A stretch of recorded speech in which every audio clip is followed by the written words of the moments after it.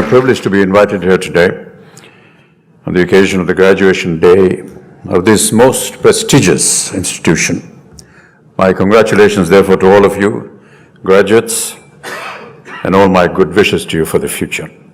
During the interactions with Mrs. Ambani on the protocol of today's function, I noticed that, and also while she was giving her speech, that she always referred to the students as her children, which led me to think that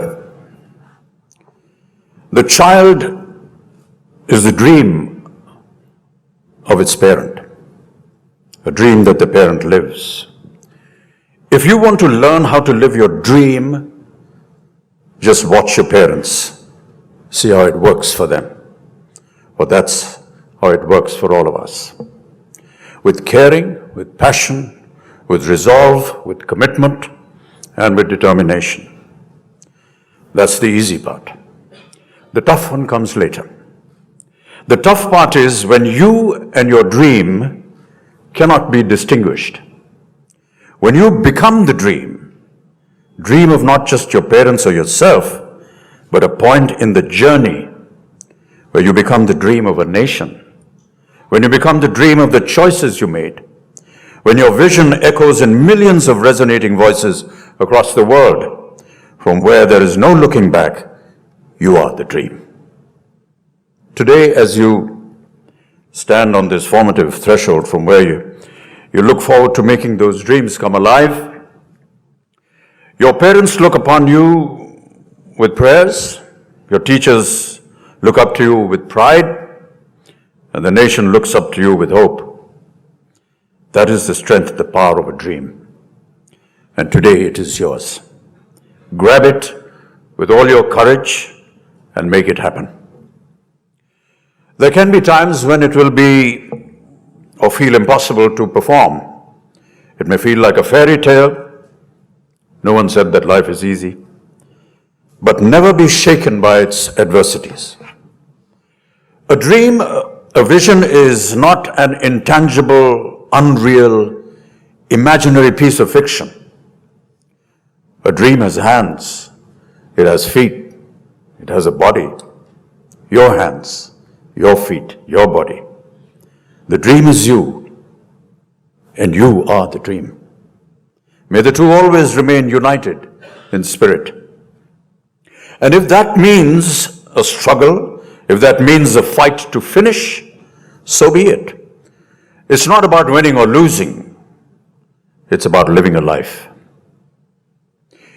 If I had been a sportsman, a boxer, athlete, hockey player, cricketer, if I had joined the Army, the Navy, and the Air Force, if I had been anything else other than an actor, my parents would still have been happy because I was their dream, no matter what I myself was dreaming to be. Gandhiji said, and the speaker here, the head boys talked about change. He said, be the change that you wish to see in the world. If I were to add my feelings to it, I'd say, be the dream that you wish to see in the world. So,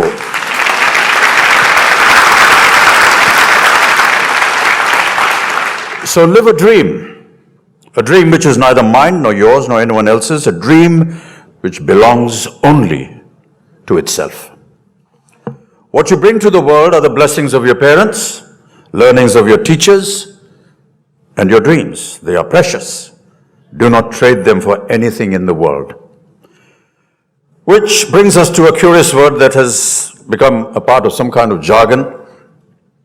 It's a word called career. I'm not quite sure I quite like this word career. Career is literally a dash of speed, like a horse does on a racetrack, bolting at uncontrollable speed without an aim or an objective. Life is not a race course. Life is an order, a discipline. Life is a focus. Life is a purpose achieved by virtues which are developed with personal effort. Do not gamble on life. It may not happen twice. A dream, therefore, is much more than a career. The dreams of the parents and the dreams of the child live in one place, remember. That place is called home. Not yours, not mine, not his, not hers. No one person's. A home is always ours, our home. Our dream is our worship. Our vision is our prayer. This is the structure of dreams. This is the bond. This is also the bondage, a bond of love, the bondage of responsibility, be that of a small family or that of a large nation.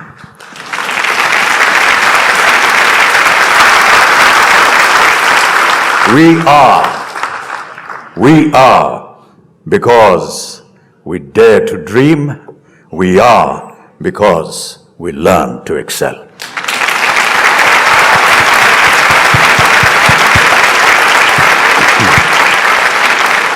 You know, chances are very strong that I could have been in cinema or in any other creative aspect of life without a grounding in education. Education which is in consonance with the belief that what sculpture is to a block of marble, education is to the human soul. We shouldn't aspire towards a graduation degree merely because of peer or parental pressure, and I say this with all due respect. We should aspire to become graduates because we feel the need to be complete with the advantage of formal education. Remember always in life, whatever is good to know is difficult to learn. The education of the greatest value that I received in my school, which was Sherwood College up in the hills in Nainital, was how to be a human being, or what we call in shorthand, character. And I don't mean the ones that I play in my films. Admittedly, I had the benefit of inspirational parentage, but Sherwood taught me to live in dignity with my peers, live in a community, and live well with myself in the world at large in consequence. Living together, working together, learning together, fighting and loving each other, competing fairly in noble rivalry and cooperating supportively, I learned a sense of fellowship. So well put in my school motto, which was in Latin, Meriat quisque palmam. Let each one merit their own prize.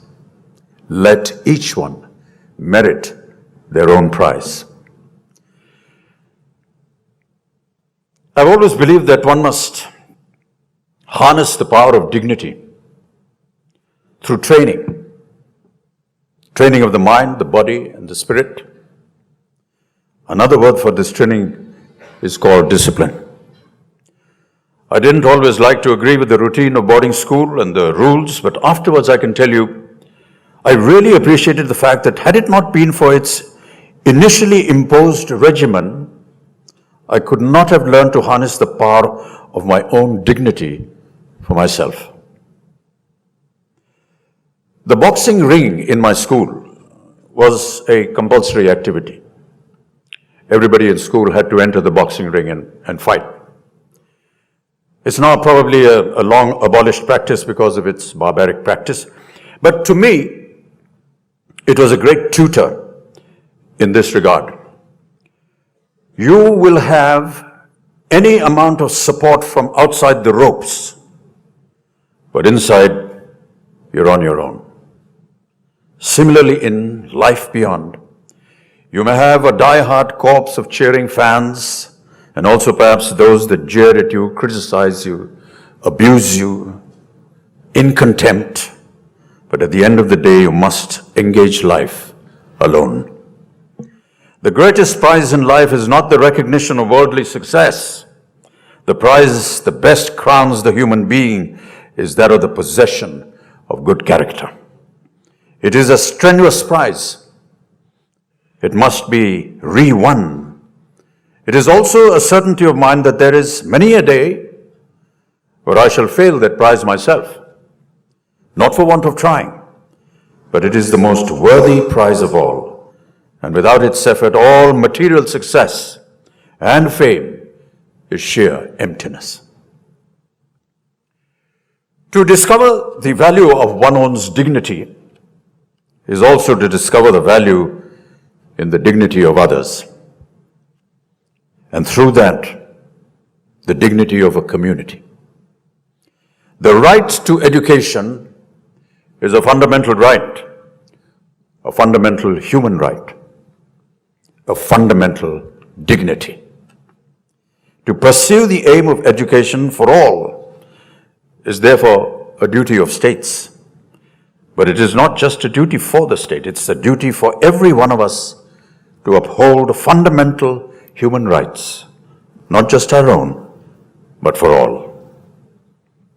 Yet, as you know, ladies and gentlemen, here in India, basic literacy is still below the threshold level of 75%. Literacy, being able to read and write, is always more than the sum of its parts because of what it opens up for people. Literacy ends up being a kind of metaphor. As soon as one can read and write, one becomes a member of a much larger community than would be otherwise possible. A community that also extends into the past and into the future. Literacy not only enriches our inner lives, it is also an indispensable means for effective social and economic participation, contributing to human development and poverty reduction. Not being able to read is a human poverty. Not being able to read is an inhuman poverty. Not being able to read deprives the human of the right to live in our collectivity. Not being able to read is a loss of freedom. That a third of our population is deprived of this freedom deprives us all of our freedom. A good education is the most valuable thing that a human being can possess. It is our greatest wealth, individually and collectively. In the world beyond these walls, fortunes will come and go, money will come and go, but a good education can never be taken away once it has been possessed.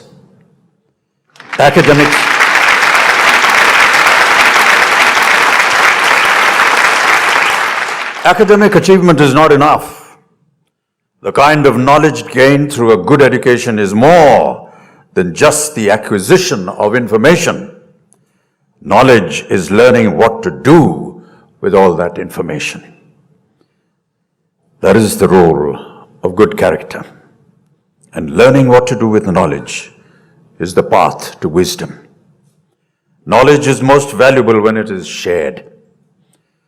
To all my fellow students, and I call you fellow students because I am still one. To all my fellow students out there, may we take heed every day of our wealth. Hunger for it, strive for it, nurture it, but above all, share in it, for then it manifolds multifoldedly. We share it through reading, surfing, listening, talking, debating, exploring with each other about what is good and bad in what we do, say, and believe.